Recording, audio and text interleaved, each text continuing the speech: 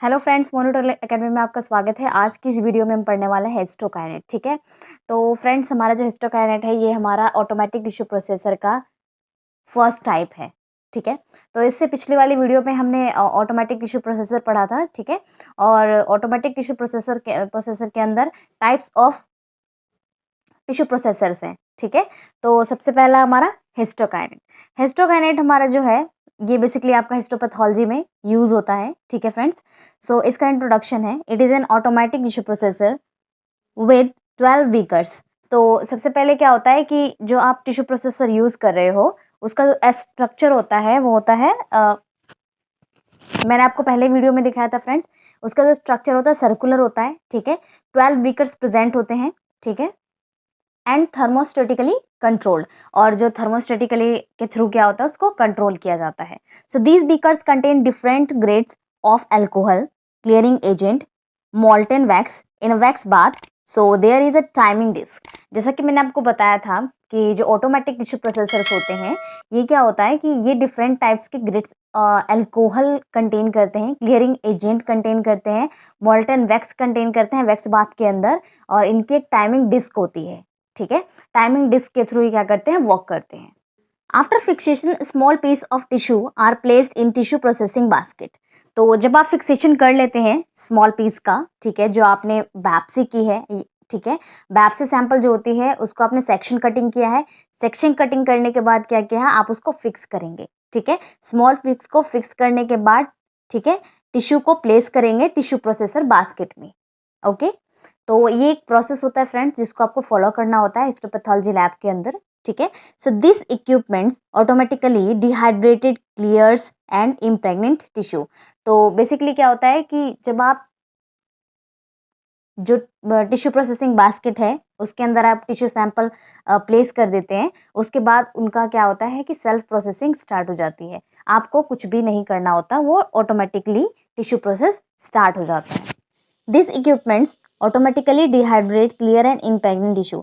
तो जैसा कि मैंने आपको बताया जो इक्विपमेंट हम यूज़ कर रहे हैं ये क्या है, ऑटोमेटिकली इसको टिश्यू को डिहाइड्रेट करता है, क्लियर करता है और इम्प्रेग्नेंट टिश्यू कर देता है। ठीक है, so hence it save time, man power and reduce human errors.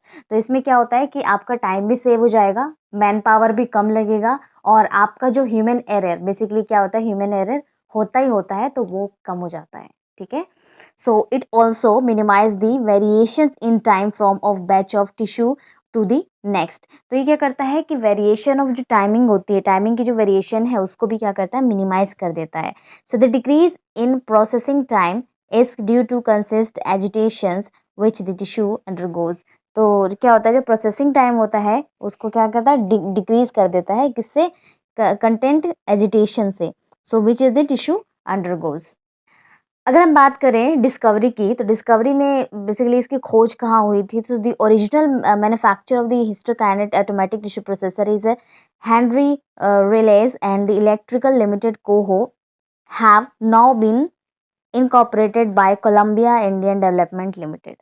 तो बेसिकली क्या है, इसका जो ओरिजिनल मैन्युफैक्चर हो वो है हमारा कोलंबिया इंडिया डेवलपमेंट लिमिटेड में। ठीक है, तो बेसिकली क्या होता है, कुछ ऐसी कंपनीज होती हैं जो सबसे पहले इसको डिस्कवर करती हैं। ठीक है, उसके बाद क्या होता है कि नई नई मशीनें बननी शुरू हो जाती हैं। सबसे पहले स्टार्टिंग में जो टिश्यू प्रोसेसर बना था वो थोड़ा कम मॉडिफाई होगा, एंड देन जो अगला बनता है वो थोड़ा ज़्यादा मॉडिफाई होता है, क्योंकि टाइम को कम करना, मैन पावर कम करना और एरर कम करना, ये क्या होता है, उनमें बेसिक सी चीज़ें होती हैं जो ऐड करनी होती हैं। सो अब हम पढ़ेंगे फ्रेंड्स हिस्टोकाइनेट के प्रिंसिपल के बारे में। सो इसका प्रिंसिपल क्या है, so the general working principle of all the model use are similar while the tissue is being proceed on electric motor. तो जितना भी आप वर्किंग कर रहे हैं, जितना भी आप प्रोसेसर्स पे, टिश्यू प्रोसेसर पे वर्क कर रहे हैं, वो सारे क्या है, इलेक्ट्रिक मोटर पे वर्क करते हैं। So agitate the basket either by means the slowly rotating it and by up and down movement. तो उनके क्या होते हैं, जो बास्केट्स होती हैं, ठीक है, जिनमें एजिटेट्स होते हैं, जो बास्केट्स होती हैं उनमें क्या होता है, स्लोली रोटेशंस होती हैं, वो अप एंड डाउन होते हैं। ठीक है, अप एंड डाउन और अप एंड डाउन होते हैं। So this stops while the tissue is being transferred from one container to the next। तो क्या होता है कि वो स्टॉप हो जाता है, स्टॉप कब होता है? जब एक कंटेनर से दूसरे कंटेनर में ट्रांसफ़र होता है, ठीक है? तो जैसा कि मैंने आपको ऑटोमेटिक टिश्यू प्रोसेसर के अंदर बताया था कि एक कंटेनर में जितना टाइम आपका लग रहा है 1 आवर, 2 आवर, उसका प्रोसेस खत्म होने के बाद वो दूसरे कंटेनर में शिफ्ट हो जाता है ऑटोमेटिकली, ठीक। The basket on being submerged in the fresh fluid continue to agitate. तो बेसिकली क्या होगा कि जो बास्केट होता है उसमें ना फ्रेश फ्लूइड जो होते हैं, जो आप एयर क्लियरिंग और क्लियरिंग एजेंट, अल्कोहल वो यूज़ कर रहे हैं, तो वो क्या होते हैं? फ्रेश फ्लूइड होते हैं, ठीक है? बास्केट के अंदर और कंटिन्यू एजिटेट करते रहते हैं। So the length of time and basket in each reagent is determined by notch, so which are cut in a 24-hour clock disk.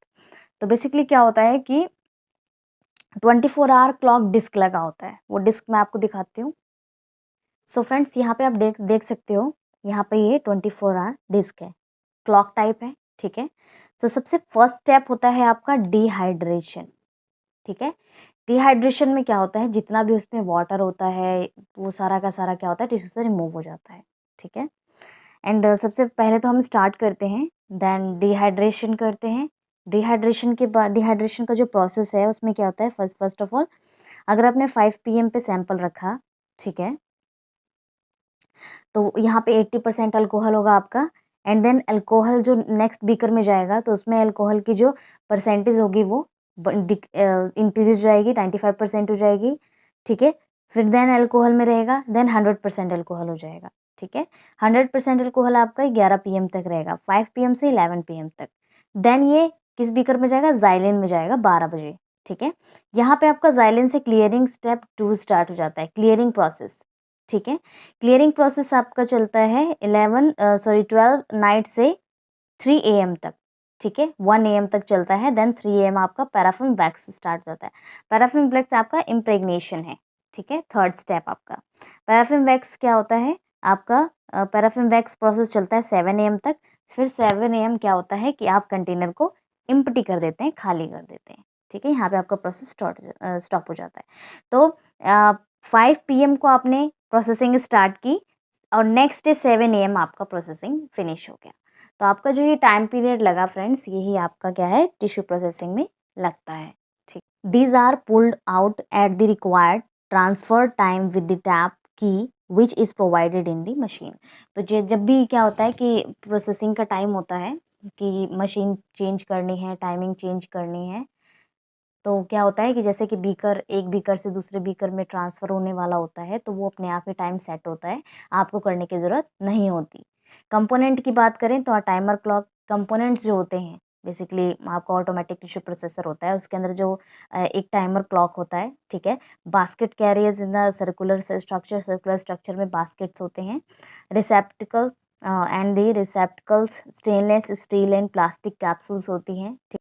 Circular deck which hold the reagent beaker and paraffin bath. तो circular deck होता है हमारा, ठीक है। उसमें क्या होता है? रिएजेंट्स होल्ड होता है, बीकर जो पैराफिन वैक्स होता है, बाथ होता है, उसको होल्ड करके रखता है। अब हम बात करते हैं वर्किंग ऑफ हिस्टोकाइनेट। हिस्टोकाइनेट कैसे वर्क करता है? Small blocks of tissue are enclosed in the perforated capsules which the capsules are placed in the basket। तो बेसिकली क्या होगा? जो स्मॉल ब्लॉक्स आपने कट किए हैं, बनाए हैं टिश्यू के, ठीक है, वो क्या होगा? इनक्लोज कर देंगे आप परफोरेटेड कैप्सूल्स के अंदर, ठीक है। तो capsules are placed in the basket, और कैप्सूल्स को कहाँ प्लेस करेंगे? बास्केट के अंदर प्लेस करेंगे। The basket is attached to one of the 12 yolks in the superstructure while it is in a raised position. तो जो बास्केट है वो अटैच्ड होंगी आपकी, ठीक है। 12 यॉक्स होती हैं, वहाँ पे वो अटैच्ड होती हैं। जब आप हिस्टोपैथोलॉजी लैब में जाएंगे फ्रेंड्स,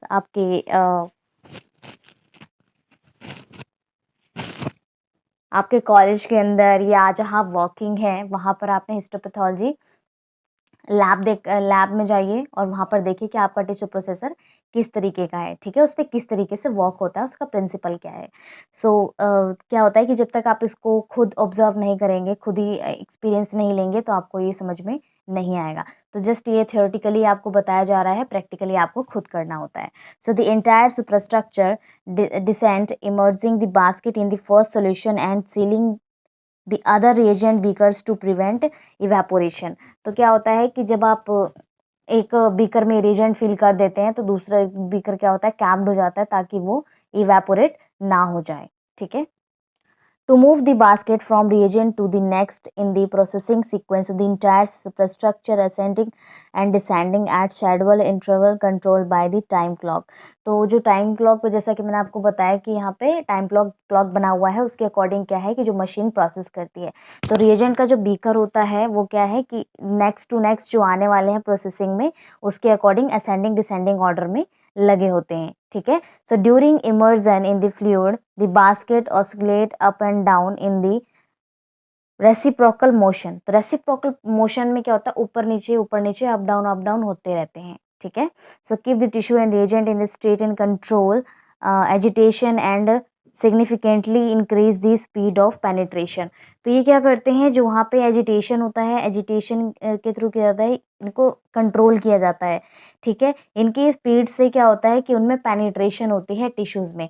और टिश्यू में पेनिट्रेशन कब होते हैं फ्रेंड, जो रिएजेंट होता है पहले से जो बीकर में प्रेजेंट होता है, वो क्या करते हैं, जब टिश्यू बास्केट जो है वो उसमें डिप करते हैं तो क्या करता है, वो पेनिट्रेट करता है।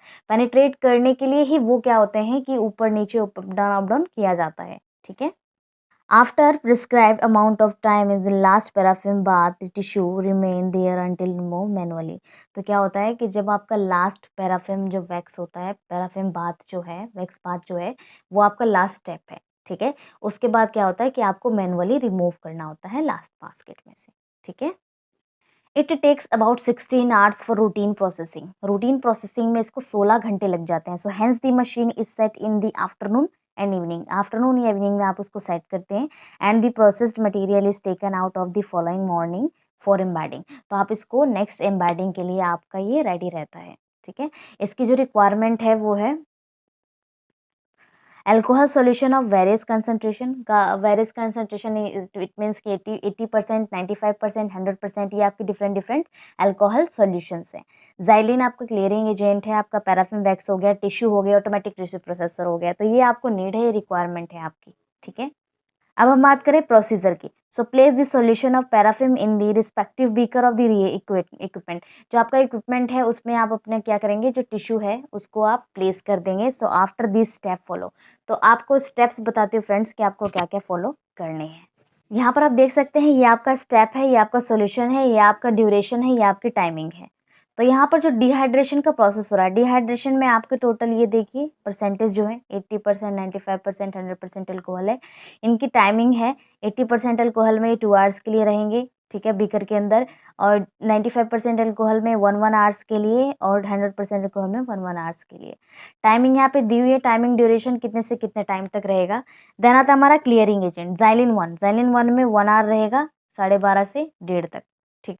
अब हम बात करते हैं ज़ाइलिन सेकंड की जो है वो 2 आवर्स के लिए रहेगा, 1:30 से 3:30 AM तक। इनफिल्ट्रेशन की बात करें तो इनफिल्ट्रेशन में आपका पैराफिन 1 आता है, आपके पैराफिन 3 स्टेप में आएंगे, 2 आवर्स के होते हैं ये, ठीक है।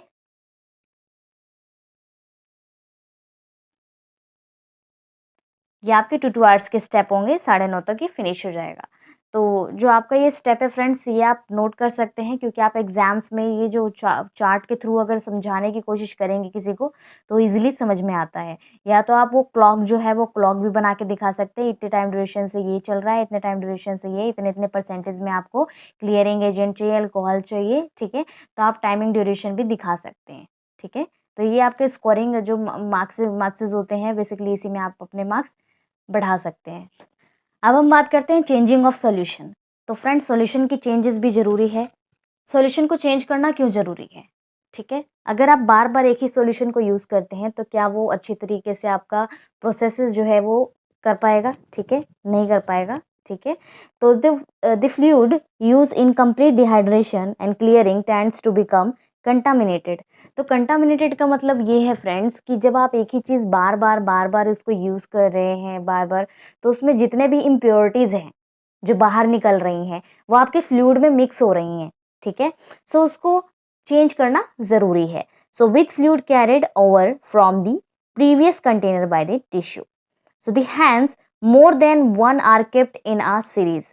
तो क्या होता है कि आपको उससे ज़्यादा सीरीज़ में रखने, फॉर एग्जांपल में 100% अल्कोहल 8 टाइम्स, ठीक है, and xylene 2 times after using them for 2 to 3 days.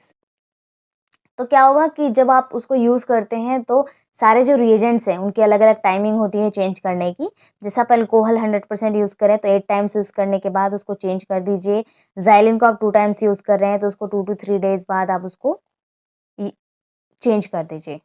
The solution in the series replaced by fresh solution of 100% alcohol and xylene, and the previously used ones the moved forward while the first one is discarded.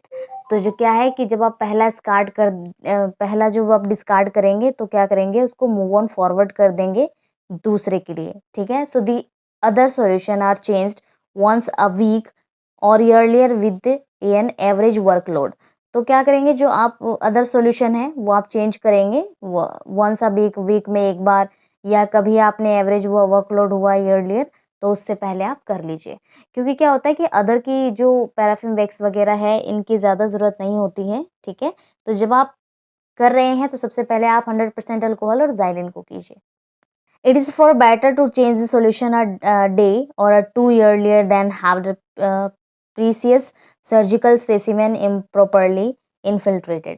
तो basically क्या होगा कि जो आपका precious surgical specimens होते हैं वो काफ़ी ज़्यादा कॉम्प्लिकेटेड होते हैं, तो आपको जो उनको इन्फिल्ट्रेशन करना है वो इम्प्रॉपरली ना हो, ठीक है? जिसके लिए क्या होता है कि सॉल्यूशन को चेंज करना बेटर होता है।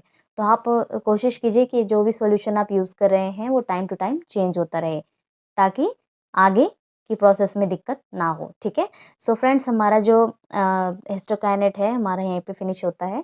ये आपका ऑटोमेटिक टिश्यू प्रोसेसर का ए टाइप है, ठीक है? फर्स्ट टाइप है, एंड देन हम इसका सेकंड टाइप पढ़ेंगे ऑटो टेक्निकॉन। तो ऑटो टेक्निकॉन हमारा नेक्स्ट वीडियो होगा फ्रेंड्स, यानी हमारा थर्ड पार्ट होगा हमारा ऑटोमेटिक टिश्यू प्रोसेसर का, ठीक है। इसके रिगार्डिंग कोई क्वेश्चन है कमेंट में लिख के भेज दीजिए। अगर आपका कोई हिस्टोपैथोलॉजी से रिलेटेड कोई क्वेश्चन है, हम स्टेन्स के बारे में भी डिस्कस करेंगे। अभी आया था एच&डी स्टेन, ठीक है, तो उसके बारे में भी डिस्कस करेंगे फ्रेंड्स। सो मिलते हैं नेक्स्ट वीडियो में। Thank you so much.